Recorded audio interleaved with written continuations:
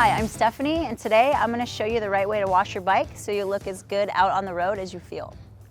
First, you want to choose cleaning supplies designed to get the various surfaces of the bike clean without damaging the finish or leaving any scratches. We're going to be doing a basic wash, not a bike show-worthy detailing job. So I have bike wash, wheel and tire cleaner, and engine cleaner. I also have a wash mitt and a soft drying towel. It's also important to make sure that any sponge, brush, or towel you use starts out clean. You don't want some embedded bit of dirt or grime to leave any scratches. All this is from the parts counter at my Harley dealer, so I know they're appropriate for use on all the surface finishes of my bike. So let's get to work. First, you want to make sure that the engine is cool to the touch, and then you want to rinse the whole bike with clean, fresh water. Then we're going to move on to the engine cleaner, which is actually a degreaser. So what you want to do is you want to spray it on and get a good saturation on there.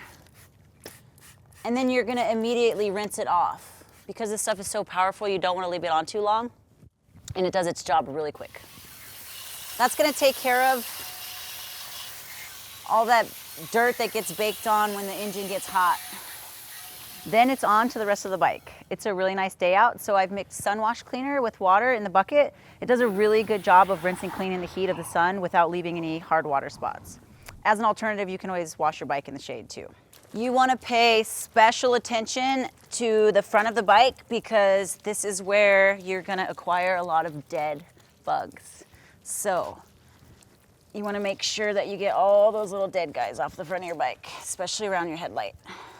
Once it's all nice and soaped up, we want to get it rinsed off. All these products are biodegradable, so we're being super kind to Mother Earth and not leaving our carbon footprint. Just get it all nice and rinsed. And the final step is drying. If you really want to treat yourself, this hog blaster lets you work from the top down using a powerful stream of air for a quick, streak-free drying job that gets the water out of all the hard-to-reach places. Otherwise, you can just get busy with your soft drying towel. And if you want to add a little finishing touch, you can always finish with some chrome polish on all your chrome parts to give it that extra little shine. Then stand back and admire the motorcycle that was hiding underneath all that road grime. 2 important tips. You won't see motorcyclists using tire dressings like on cars because you don't want that on your tread, which can potentially make for a very slippery situation. Also, take a short ride right after you wash your bike and try to use your brakes before you need them. This will clear any soap residue off your brake rotors. And as always, enjoy the ride.